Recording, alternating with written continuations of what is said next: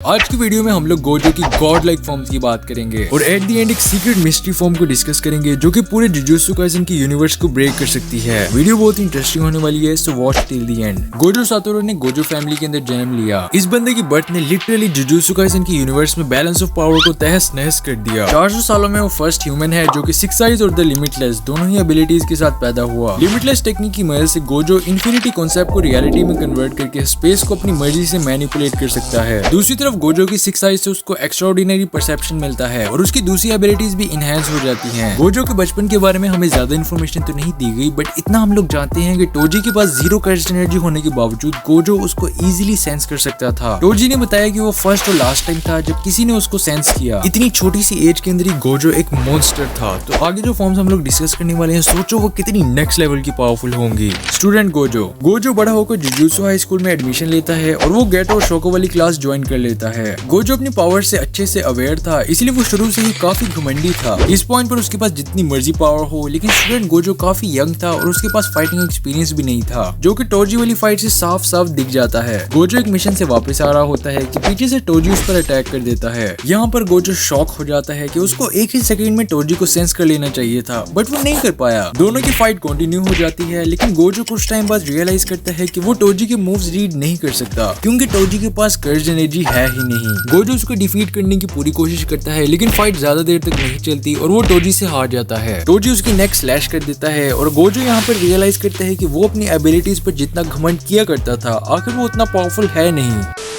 Awaken Gojo. टोजी के हाथों बुरे तरीके से इंजर्ड होने के बाद गोजो अपनी सारी एनर्जी को रिवर्स कर्स टेक्निक पर फोकस कर देता है। ये टेक्निक बेसिकली कर्स एनर्जी को पॉजिटिव एनर्जी में कन्वर्ट करके ह्यूमन बॉडी को हील करने में यूज होती है। ये हीलिंग टेक्निक गोजो ने डेवलप नहीं किया, बल्कि उसकी क्लासमेट शोको ने किया। लेकिन मल्टीपल अटेम्प्ट्स के बाद भी गोजो ये टेक्निक शोको से ना सीख पाया, क्योंकि हर सोर्सर के लिए किसी भी टेक्निक को लर्न करना डिफरेंट होता है और अपने यूनिक एक्सपीरियंस से ही सोर्सर को टेक्निक यूज करना आती है। लेकिन गोजो वहाँ पर इंजर्ड लेटे हुए कोड ऑफ कर्स एनर्जी को फिगर आउट कर लेता है एंड हील होने के बाद वो टोजी से रीमैच करता है। इस दफा गोजो काफी ज्यादा पावरफुल हो चुका था। उसने टोजी के सारे अटैक्स को इजीली डॉज कर दिया। Everyone is a gangster until this man starts mixing colours. Healing abilities के साथ साथ गोजो अपनी रिवर्स कर्स्ट एनर्जी को लिमिटलेस के साथ मिला देता है और एक brand new red technique develop कर देता है। ये टेक्निक मैटर को एक पावरफुल रिपल्सिव फोर्स से रिपेल करती है और वो ब्लू टेक्निक से भी 2 टाइम्स पावरफुल है। जब गोजो ने इस टेक्निक को रिलीज किया तो टोजी शॉक हो गया, लेकिन गोजो यहाँ पर रुकता नहीं और नेक्स्ट वीक ऐसी चीज कर देता है जो कि टोजी के ज़हन और गुमान में भी नहीं थी। वो ब्लू टेक्निक और रेड दोनों को मिलाकर एक अल्टीमेट हॉलो टेक्निक बना डालता है, पर्पल। ये टेक्निक इतनी पावरफुल है कि एनिमी को रियलिटी से बाहर निकालकर यूनिवर्स से नामो निशान इरेज कर देती है। ये सीक्रेट टेक्निक गोजो फैमिली के अंदर सिर्फ कुछ ही लोग जानते हैं। इसके बाद गोजो के सामने टोजी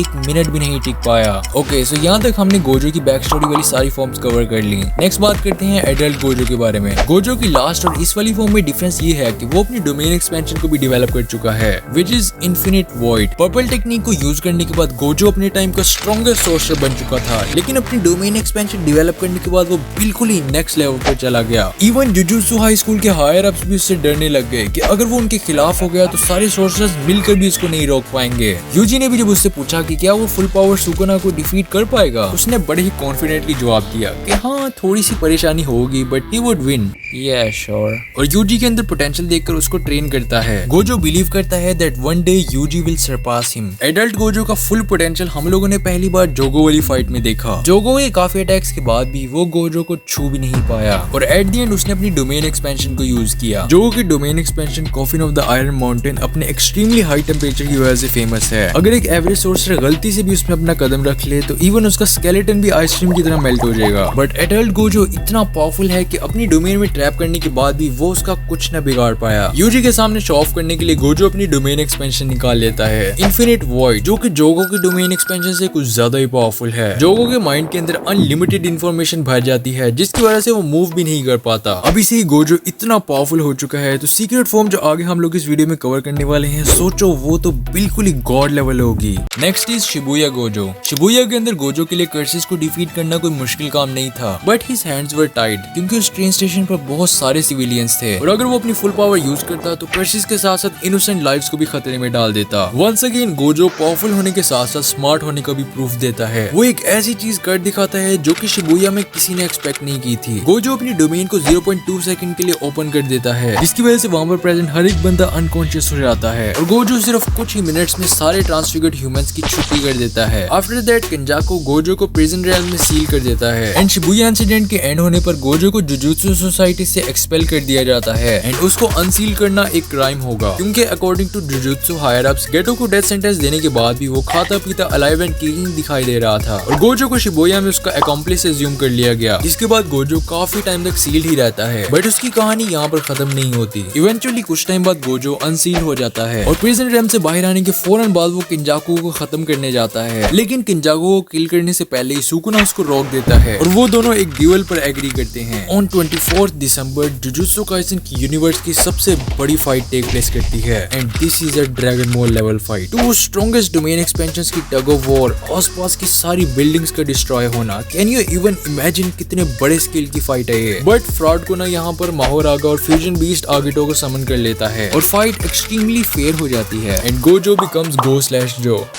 And the final form you have all been waiting for. Ladies and gentlemen, what will happen अगर Go/Jo और Fraud गुना एक हो जाए? Will it become Gokuna or Fraud Jo? The final form is Gojo as Sukuna's vessel. भाई normal Gojo ही pure monster है और hypothetically अगर वो all 20 of Sukuna's fingers swallow करने में successful हो जाए तो Gojo अपनी universe का god बन जाएगा। But for now JJ की universe के top 10 strongest characters जानने के लिए यहाँ पर क्लिक करो और ऐसी anime से related videos देखने के लिए चैनल को सब्सक्राइब करो। मेरी मुलाकात होगी तुमसे नेक्स्ट वीडियो में। ओका फिर।